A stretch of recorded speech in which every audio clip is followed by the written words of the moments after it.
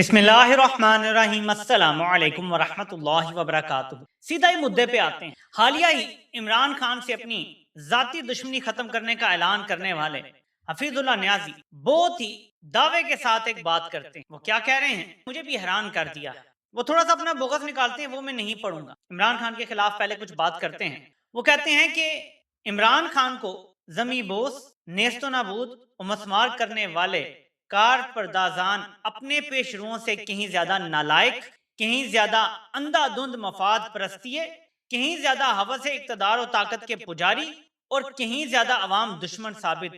یہ موجودہ جرنیلوں کی لوٹ کو حفیظ اللہ نیازی کہہ رہے ہیں کہ اپنے پیش روؤں سے زیادہ نالائق، زیادہ مفاد پرست، زیادہ ہوس اقتدار و طاقت کے پجاری اور کہیں زیادہ عوام دشمن ثابت۔ پرسوں عمران خان کی اسپتال منتقلی کا مارکہ حق کو باطل ہی دیکھ لیجیے۔ دل جمعی سے اس بات پر اتفاق رائے ہو چکا تھا کہ عمران خان کو اسپتال منتقل کر دیا جائے گا۔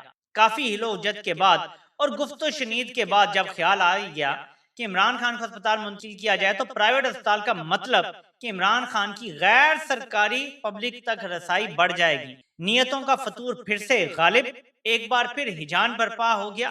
چنانچہ عمران خان کو بجائے شفا پمز منتقل کیا گیا۔ یقین دلاتا ہوں، اب یہ غور سے سنیے گا، یقین دلاتا ہوں کہ پیر کو جب سپریم کورٹ کھلے گا تو عمران خان کو دوبارہ ہسپتال منتقل کر دیا جائے گا۔ سپریم کورٹ نے شفا انٹرنیشنل پر ہی اصرار کرنا ہے جبکہ مقتدرہ نے پمز اسپتال پر، مگر ہوگا وہی جو منظور ہے سپریم کورٹ ہو۔ اب حفیظ اللہ نیازی کو کون سا تار آیا ہے یہ اللہ ہی بہتر جانتا ہے، لیکن آپ کو پتا ہے کہ ہر بندہ اپنی ہی کہانیاں سنا رہا ہے۔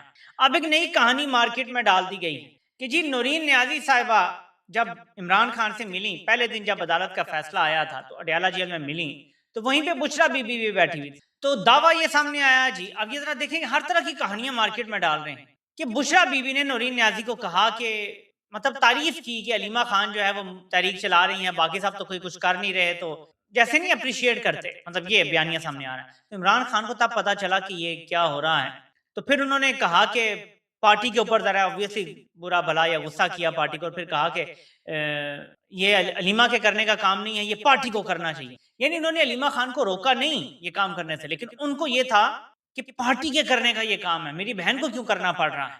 لیکن اس کو پہلے یہ بیانیہ چلایا گیا کہ عمران خان نے کہا تم سیاست سے ہٹ جاؤ، تم دور ہو جاؤ، تو ہر قسم کے بیانیے لانچ کر دیے گئے ہیں، لوگوں میں کنفیوژن بڑھایا جا رہا ہے۔ لیکن میں آپ کو مسلسل بتاتا رہتا ہوں کہ آپ سارے حالات کو دیکھیں گے وہ کس طرف جا رہے ہیں۔ فار ایگزامپل آپ نے ذرا یہ غور سے فضل الرحمان کا یہ بیان دیکھنا ہے، نئے صوبے صرف ایک ادارے اور ایک ادارے کے سربراہ کی خواہش ہے اور وہ جبرن قوم پر مسلط کر رہا ہے۔ غور کیجئے گا، یہ امپورٹنٹ الفاظ ہیں، میں اس کو چھوٹا کر رہا ہوں، آپ نے دیکھ لیا ہوگا۔ فضل الرحمان اتنا کھل کے بول رہے ہیں کہ میں تصور نہیں کر سکتا کہ اجازت کے بغیر ہو سکتی ہے، اور اجازت کیوں دی جاتی ہے جب کوئی بہت سینسٹر پلان ہوتا ہے۔ آپ نے غور کرنا ہے، ان الفاظ پہ غور کرنا ہے۔ فاٹا انضمام کے پیچھے بھی امریکہ تھا، تو میں کیسے کہہ سکتا ہوں کہ آج نئے صوبوں اور ملک میں افراتفری کے پیچھے بیرونی دباؤ نہیں ہوگا۔ میں اس کا آپ کو ترجمہ بتاؤں کیا ہے؟ یہ آیا نہیں، یہ لایا گیا ہے۔ غور سے الفاظ پہ غور۔ فاٹا انضمام کے پیچھے امریکہ تھا، تو میں کیسے کہہ سکتا ہوں کہ آج نئے صوبوں اور ملک میں افراتفری، یعنی ہر قسم کی تباہی، بربادی، دہشت گردی، قتل و غارت، اس کے پیچھے بیرونی دباؤ نہیں ہوگا۔ آسان ترین ترجمہ اس کا یہ ہے، یہ آیا نہیں ہے، یہ لایا گیا ہے، اور یہ سارا کچھ خود کر رہا ہے۔ بڑی بات فضل الرحمان نے اپنے پلیٹ فارم سے کر دی ہے، نہ کوئی مقدمہ بن رہا ہے، نہ کوئی مذمت آ رہی ہے، نہ کوئی دھمکی ہمیں سننے کو مل رہی ہے۔ یہ اجازت کے بغیر تو نہیں ہوتا۔ کیا کوئی جنرل کیانی پیدا ہو گیا ہے؟ جتنی طاقت اس بندے نے اپنے ہاتھ میں لے لی ہے، جنرل کیانی کا پیدا ہونا بنتا ہی نہیں ہے۔ اب تو یہ ایئر فورس کے جرنیلوں کو اٹھا کے باہر پھینکے گا، اس نے اتنی طاقت لے لی ہے، تو جنرل کیانی کا پیدا ہونا تو بنتا ہی نہیں ہے۔ ٹھیک ہے، رستے میں تو کوئی بھی نہیں ہے نا، اور آموں کا پیٹھیوں کا سیزن بھی ختم ہو رہا ہے۔ یہ صورتحال کہ فضل الرحمان اتنا کھل کے بول رہا ہے، تو میں آپ کو کچھ بتانا چاہتا ہوں۔ پھر آتے ہیں جو لیٹر لکھا گیا ہے 21 دنیا کرکٹ کے کپتانوں کی طرف سے دنیا کے سب سے بڑے کپتان کے لیے۔ سہیل آفریدی نے جرنیلوں کو کلین چٹ دے دی۔ یہ کلین چٹ کیسے دی ہے، میں آپ کو ایک کلپ سنانا چاہتا ہوں، ان کی بنیر میں جلسے سے جو تقریر ہے اس کا تھوڑا سا حصہ سنانا چاہتا ہوں۔ جرنیلوں کو مکمل کلین چٹ دے دیا انہوں نے عمران خان کے، یہ جو اسپتال کا معاملہ ہوا، جو واپس لے گئے، نہیں لے کے گئے شفا انٹرنیشنل۔ آپ غور سے سنیے گا کہ مدعا وہ کس پہ ڈال رہے ہیں، تو آپ کو کہانی کا اگلا موڑ بھی سمجھ آنا شروع ہو جائے گا۔ पूरा मुद्दा समझ आ गया आपको? 1.5 मिनट का आपको क्लिप सुनना पड़ा। आवाज़ ऑब्वियसली जलसा टाइप है तो थोड़ी बीच में स्पीकर की भी आवाज़ है और सब कुछ, लेकिन आपको अगर समझ आ गया तो फिर ठीक है, थोड़ा सा मैं भी एक्सप्लेन कर देता हूँ कि जी इस्टेब्लिशमेंट पे मैं भी बहुत तनकीद करता था, करता हूँ। पहले कहा करता था, फिर कहा करता हूँ, लेकिन इस बार सारा कुछ शरीफों की हुकूमत ने किया है। यानी इमरान खान के इलाज में जो रखना डाला गया है उसमें जर्नैलों का कोई कुछ करना नहीं। जर्नैल बिल्कुल क्लीन चिट है उनको। तो पीटीआई के ऑफिशियल प्लेटफॉर्म से वजीर आला लेवल के बंदे की तरफ से बाकायदा जर्नैलों को इस मामले में मुकम्मल क्लीन चिट दे दी गई है। तो ये जो क्या सराइयां चल रही थी कि मोहसिन नकवी का नाम नहीं डाला गया, फिर कहा गया वो डॉक्टर उस्मा के प्राइवेट वकील है तो वो तो उनका अपना मसला है, पार्टी का कोई ताल्लुक नहीं है, लेकिन जो नजर आ रहा है वो ये है कि सब कुछ इन सिंक है। पीटीआई बतौर जमात जर्नैलों को जिम्मेदार नहीं समझती। जो डिबाकल हुआ है, जो शिफा इंटरनेशनल के बजाय पिम्स ले गए और फौरन वापस ले आए, वो टोटल जिम्मेदारी हुकूमत पे डाली जा रही है। मैं ज्यादा पीछे नहीं लेके जाऊंगा आपको, सिर्फ शरीफों का जो 2018-19 के बाद रवैया था वहां लेकर जाऊंगा आपको। शरीफ खानदान को पता था कि इमरान खान ने इनको जेलों में नहीं डाला। नवाज शरीफ तो जेल में इमरान खान के वज़ीर-ए-आज़म बनने से पहले चला गया था। इमरान खान के वज़ीर-ए-आज़म बनने के बाद तो नवाज शरीफ 3 हफ्तों के अंदर अंदर उसे जमानत मिल गई थी। 2018 में अगर आप पीछे चले जाएं, नवाज शरीफ तो केयर टेकर हुकूमत के दौर में गिरफ्तार हुआ था। इलेक्शन बाद में हुए थे, इमरान खान बाद में वज़ीर-ए-आज़म बने थे, महीना डेढ़ बाद। तो ये जानते हैं शरीफ की इनकी गिरफ्तारियां सारा कुछ इनकी जर्नैलों के साथ मामलात थे, ठीक है, जर्नैलों के साथ, अदलिया के साथ जो भी हुआ। लेकिन आज तक शरीफ इमरान खान को ही गिला करते हैं कि जी इमरान खान ने ना हमारे ऊपर बड़ा जुल्म किया, हम सबको जेलों में डाला, ये किया वो किया, सख्ती की। आज तक वो स्क्रिप्ट से नहीं हटे, वो जर्नैलों को नहीं अब इसका जिम्मेदार ठहराते। यहाँ तक कि बाजवा शाजवा का नाम लेना भी छोड़ दिया नवाज शरीफ ने। स्क्रिप्ट हमेशा यही होता है कि करेंगे जर्नैल, लेकिन नाम नहीं लेना आपने जर्नैलों को। आप अगर सियासतदान आपस में एक दूसरे को मरूद इल्जाम ठहराएंगे तो बस ठीक है, निजाम जैसे चल रहा है चलता रहेगा। तो ये तल्ख हकीकत बताना भी आपको जरूर, ठीक है। अब सोचना यह है कि क्या वाकई ही जर्नैल एक गोल्डन ब्रिज मांग रहे हैं? देखिए ना, दो चीजें, रास्ते दो ही है ना, एक इमरान खान वाला रास्ता है खुददारी वाला, इकबाल के शाहीन का रास्ता है, खुदी वाला रास्ता है, ठीक है, और एक रास्ता है मरियम नवाज वाला। वो रास्ता मुझे आता है, उसमें आपको अपनी सेल्फ रिस्पेक्ट कुर्बान करनी पड़ती है, उसमें आपको जूते चमकाने पड़ते हैं। दो ही रास्ते हैं पाकिस्तानी सियासत में, या आप इमरान खान के खुदी वाले रास्ते पे चलेंगे या मरियम नवाज के आसान रास्ते पे चलेंगे। यहाँ दो पॉसिबल जो है वो रीजन हो सकते हैं पीटीआई के इस रास्ते पे चलने कि जर्नैल आप गोल्डन ब्रिज मांग रहे हैं रिट्रीट करने के लिए, और अगर वो रिट्रीट करना चाहते हैं तो उन्हें गोल्डन ब्रिज देने का सिलसिला शुरू कर दिया है पीटीआई ने, और उसी सिलसिले में फल्दू रिमान भी इकट्ठा हो रहा है। उसी सिलसिले में पीपल्स पार्टी को भी दावतें दी जा रही हैं कि आ जाओ हमारे साथ अपोजिशन पे बैठो। उसी सिलसिले में गोल्डन ब्रिज के सिलसिले में जरदारी भी धमकियां लगा रहा है कि मैं सदारत की कुर्सी छोड़ दूंगा, मैं सूबे नहीं बनने दूंगा। या दूसरा ये कि जो बाहर बैठे हैं वो खुद को इतना बेबस समझते हैं, इतना बेबस समझते हैं जर्नैलों के सामने कि उन्होंने मरियम नवाज वाला रास्ता चुन लिया। क्या अब हम भी सिर्फ शरीफों को लताड़ेंगे, बदले में जर्नैल हमसे खुश होंगे? मगेम्बो खुश हुआ और फिर वो हमें नवाज देगा। इसके अलावा तीसरा कोई रीजन नहीं है इस चीज का। तो अब देखते हैं कि इनमें से वो कौन सी चीज है जो आने वाले दिनों में हमें नजर आएगी। मैं सिर्फ आपको ये बताता हूं कि नवाज शरीफ ने क्या फैसला किया है जो हमें जुबैर उमर ने बताया है। मोहम्मद जुबैर कहते हैं कि नवाज शरीफ साहब की सोच तो अब ये है कि जब पीटीआई मुकम्मल खत्म हो जाएगी तब जमहूरियत के सफर का आगाज करेंगे। यानी मोहम्मद जुबैर के मुताबिक नवाज शरीफ ये तय कर बैठा है कि हमने पीटीआई को फौज का मसल इस्तेमाल करके, फौज की बंदूकें इस्तेमाल करके, फौज के मिसाइल इस्तेमाल करके, फौज के टैंक इस्तेमाल करके खत्म करना है। जब पीटीआई और इमरान खान खत्म हो जाएंगे पाकिस्तान की सियासत से, फिर हम देखेंगे कि अगर जमहूरियत की कोई बात करनी है तो हमारे दरमियान मिसाक की जमहूरियत भी हो जाएगा। फिर हम दोबारा से 2006-7 वाली पॉलिटिक्स पे दोबारा कोशिश कर लेंगे, लेकिन इमरान खान के होते हुए हम नहीं करेंगे, क्योंकि अगर हमने किया तो पॉलिटिक्स तो सिर्फ इमरान खान की, हम तो खत्म हो जाते हैं, हम माइनस हो जाते हैं। तो ये चीज जो है ये हमें बताती है कि शरीफों के क्या इरादे हैं। और शरीफों की हंगामी मीटिंग भी हुई है, शहबाज शरीफ, नवाज, मरियम का बताया जा रहा है कि मिले हैं, एक दूसरे के साथ सर जोड़ के बैठे हैं और वहां से बयान क्या चलाए गए हैं। नवाज शरीफ ने कहा कि जितना ना ये खराबियां हो रही हैं अब इसमें मजीद नहीं होनी चाहिए। अब पता नहीं इसका क्या तर्जुमा निकाला है। कल को कहेंगे कि नवाज शरीफ ने कहा था कि ठीक है शिफ्ट कर दो, ऐसी भी कहानियां डालते हैं। जी नवाज शरीफ ने बड़ा दुख हुआ उन्हें जब पेट्रोल की कीमत 2 रुपए बढ़ी तो वो मीटिंग से उठ के चले गए, उसके बाद 150 बढ़ी, दोबारा मीटिंग से उठ के नहीं गया अगला।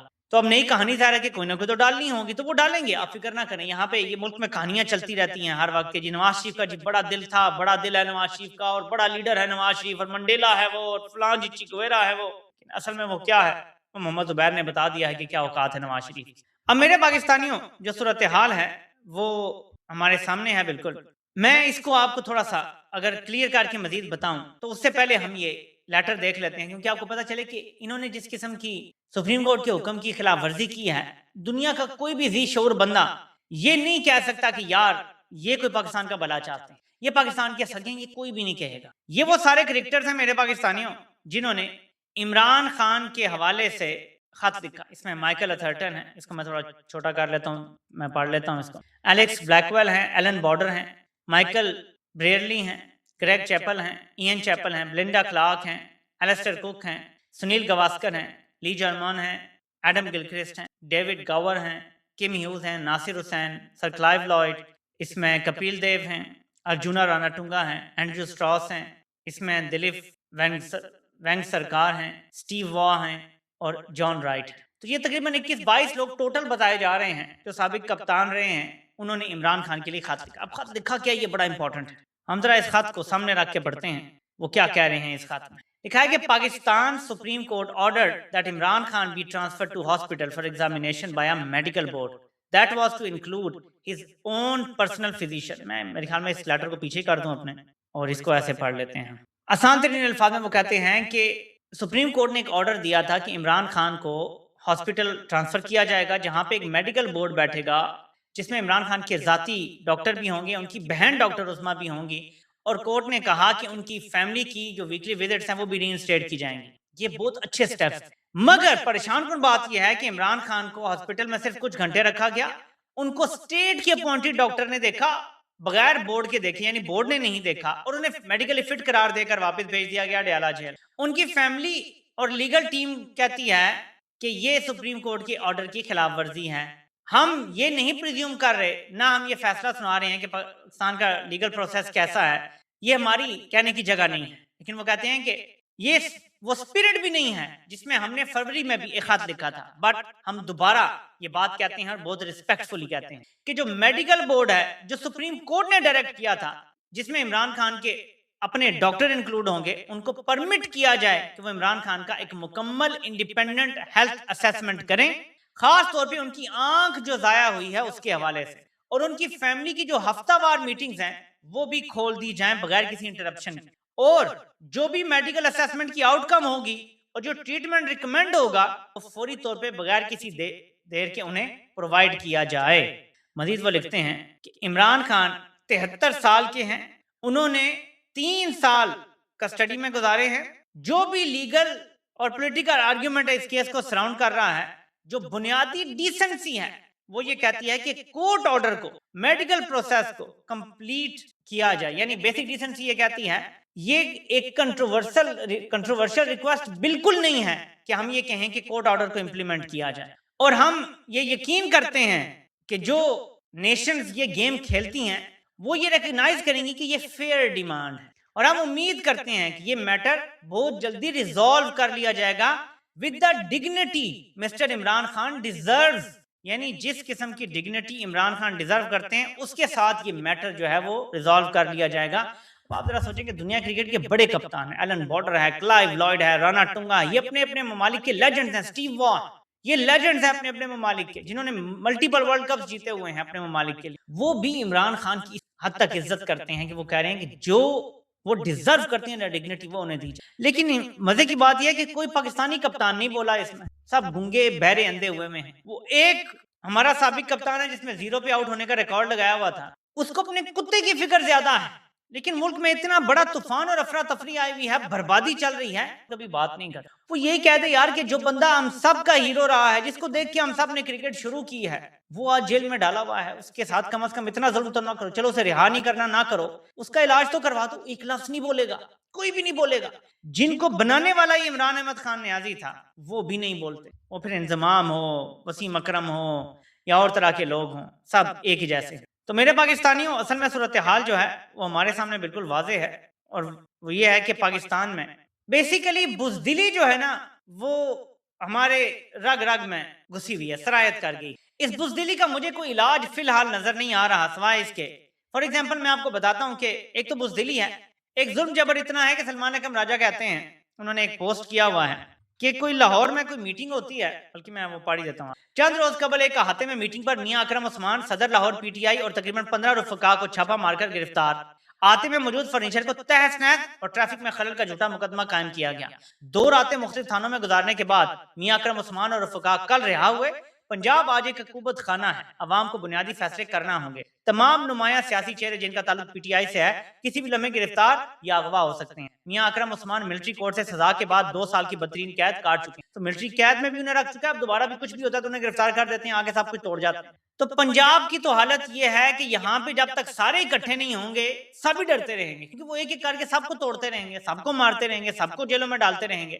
تو یہ تو عوام نے خود فیصلہ کرنا ہے نا بھائی کہ کب تک یہ سب برداشت کرنا ہے، یہ عوام نے خود فیصلہ کرنا ہے، یہ عوام کے اپنے ہاتھ میں ہے کہ وہ کس قسم کا پاکستان چاہتے ہیں اور کیسی زندگی جینا چاہتے ہیں۔ بہرحال جو 27 ستمبر کی کال ہے اس کے حوالے سے میں اتنا جانتا ہوں کہ اس سے پہلے جو سو کالڈ معاملات ہیں، اگر نون لیگ کے مزید نہ بگڑے، اگر صوبوں کے حوالے سے حالات مزید خراب نہ ہوئے، تو پی ٹی آئی کے لیے وہی چھتر ہے، وہی لتر ہے، اور وہ پنڈی میں فوج بھی تعینات کر دی ہے، اس کے اور بھی بہت سارے مقاصد ہوں گے، لیکن ہو سکتا ہے کہ 27 ستمبر کی تیاری کے لیے بھی کچھ مقاصد ہوں کہ جی اس بار فوج کھڑی ہوگی، آ جاؤ ذرا، اس بار پولیس نہیں تمہیں ٹکرے گی، رینجرز نہیں ہوں گے، ڈائریکٹ فوج ہوگی، سیدھی سیدھی فوج سامنے کھڑی ہوگی۔ آنے والا وقت بہت کچھ بتا دے گا۔